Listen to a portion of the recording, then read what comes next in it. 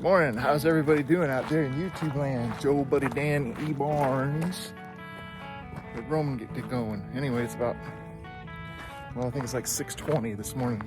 Got here a little later. You can see the sun on the poke up, come up over there. See that little arc? He's coming.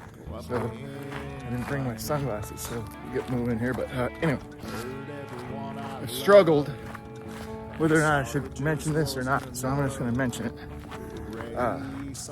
You've heard me brag or talk about kind of having my AFIB under control. I lost 40 pounds and been walking every day, three miles a day at least, and it was working great.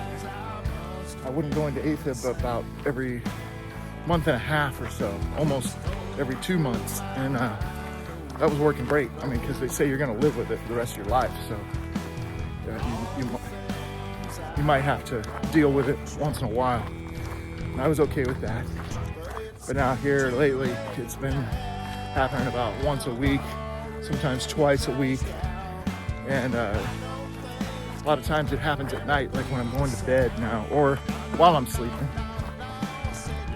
I take the blood thinners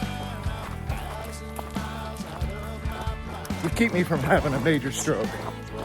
Knock on wood, I don't have any wood around, but knock on wood,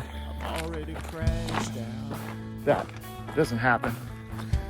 But I researched it further, and they said, yeah, with that medication, you're not gonna have a major stroke, but what you end up having is micro strokes in your brain, which can lead to cognitive decline and then further on dementia.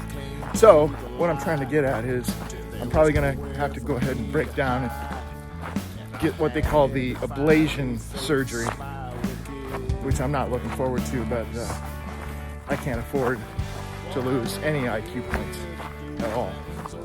So I'll probably have to go ahead and do that.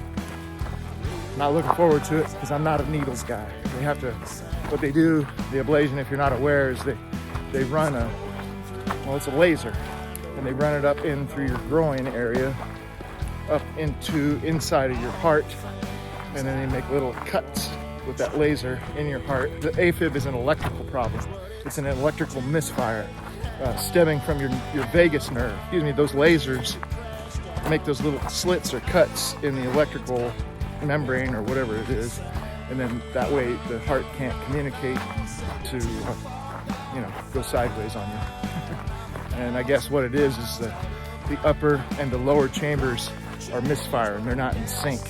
They get out of sync is what happens. And so your heart and your mind and your body, they go into fight or flight mode.